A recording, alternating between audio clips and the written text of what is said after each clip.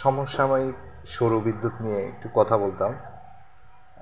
আমার একটা digital solar charge controller আমরা অনেকেই ব্যবহার করি, আসলে চার্জ কন্ট্রোলার ব্যবহার করি না। আমাদের চার্জ কন্ট্রোলার একটা ব্যবহার করা উচিত, যেহেতু এখন ভারী বৃষ্টি, বজ্রপাত, যে কোনো দুর্যোগ হতে পারে যা ব্যাটারি এবং সৌর প্যানেলের ক্ষতি হতে পারে। এই জন্য আমাদের উচিত একটা কন্ট্রোলার ব্যবহার করা উচিত।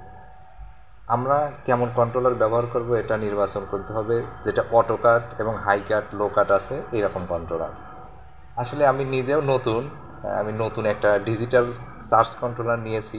এটা নিয়েছি এই জন্যই, মানে সৌর প্যানেল থেকে যে বিদ্যুৎটা আসছে ব্যাটারিতে চার্জ হচ্ছে, কিন্তু কতটুকু চার্জ হচ্ছে এটাও আমরা বুঝতে পারছি না। আবার যদি বজ্রপাত হয় এতে ব্যাটারিটাও বা প্যানেলটাও নষ্ট হতে পারে।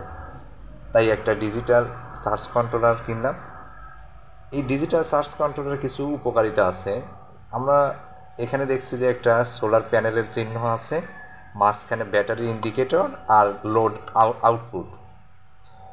আমরা দেখতেছি সোলার প্যানেলের মাঝখানে একটা অ্যারো চিহ্ন আসছে। আমার একটা সোলার কেবল এখানে সোলার প্যানেল থেকে সংযোগ করা আছে কেবলটা, এই জন্য সোলার চিহ্ন আসছে। এটাতে হলো লো কাট, হাই কাট এটা হয়। এটা আসলে খুবই দরকার আমাদের, অর্থাৎ ব্যাটারিতে 13.7 ভোল্টে আমাদের এখন চার্জ হচ্ছে। 13 ভোল্ট আমার এটা ব্যাটারি সর্বোচ্চ 13 ভোল্ট যখন চার্জ হবে তখন অটোমেটিক্যালি আর চার্জ ব্যাটারিটা নিবে না। এতে আমার ব্যাটারিটার লংজিভিটি বা লাস্টিংটা দীর্ঘমেয়াদী হবে। এরপরে 12.6 ভোল্ট আমি এইখান থেকে যখন পাওয়ার আউটপুট দেব তখন আমার 12.6 ভোল্টে লাইট, ফ্যান যেগুলো আছে এই বিদ্যুৎটা বা পাওয়ার সাপ্লাই হবে। 11.5 ভোল্ট 11.5 ভোল্ট হচ্ছে এটা লো কাট। এর নিচে গেলে ব্যাটারিটা অটোমেটিক্যালি কন্ট্রোলার বন্ধ করে দিবে পাওয়ার সাপ্লাই। এটার 24 আওয়ার্স, এটা পাওয়ার সাপ্লাই 24 ঘন্টায় দিবে। B1 বা 6-1 যেটাই বলেন, এটা হলো ব্যাটারি 1 একটা ব্যবহার করতে পারবো। এটার একটা সেট করতে হয়, প্রাথমিকভাবে সেট এখানে আমরা এখনও করি নাই, এটা এরকমই আছে। আমাদের 13.6 ভোল্টে যখন চার্জ হচ্ছে আমরা এটাকে সেট করে নেব একটু। এটাই হলো আপনার মেইন মেনু বাটন। এটা পাওয়ার আপ এবং পাওয়ার ডাউন বাটন। মেনু বাটনে যখন আমি প্রেস করতেছি 13.0 ভোল্ট আসছে। এই ভোল্টটাকে আমরা একটু বাড়াই দিব। একটা স্ট্যান্ডার্ড ব্যাটারির জন্য 13.8 ম্যাক্সিমাম চার্জ দিতে হয়, 13.8 অথবা 13.7। মেনু বাটনে আমি প্রেস করব 5 সেকেন্ড।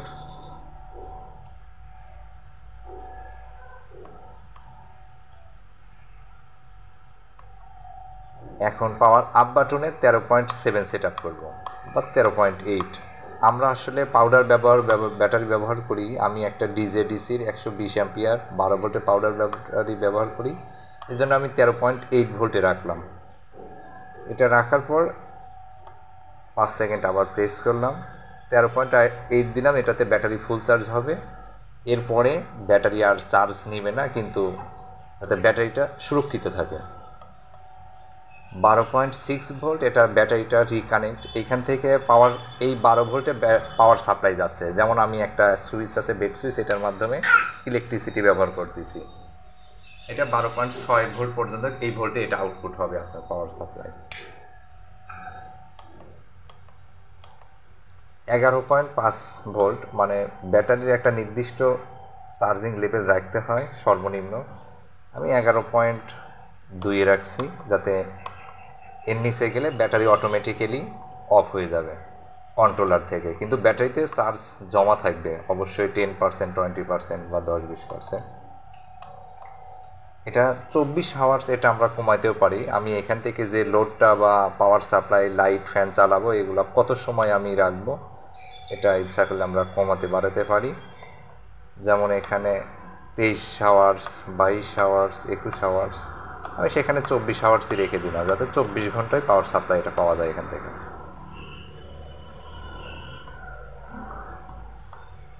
নেক্সটে 6-1 বা B1, এটা ব্যাটারি, এটা 3টে ব্যবহার করা যায়। আমরা ব্যাটারি একটা ব্যবহার করতেছি, যেহেতু আমার একটাই পাউডার ব্যাটারি, 12 ভোল্টের 120 অ্যাম্পিয়ারের পাউডার ব্যাটারি। এটাতে ব্যাটারি 1, 2, 3 এভাবে বানানো যায়। তো এইটা ফাংশন আমি সিম্পলি রাখছি, B1 ই রেখেছি এটা আমাদের জন্য। আসলে কন্ট্রোলারটার দাম বেশি নয়, কিন্তু কন্ট্রোলারটা অনেক ভালো কাজ করে দেখছি আমি।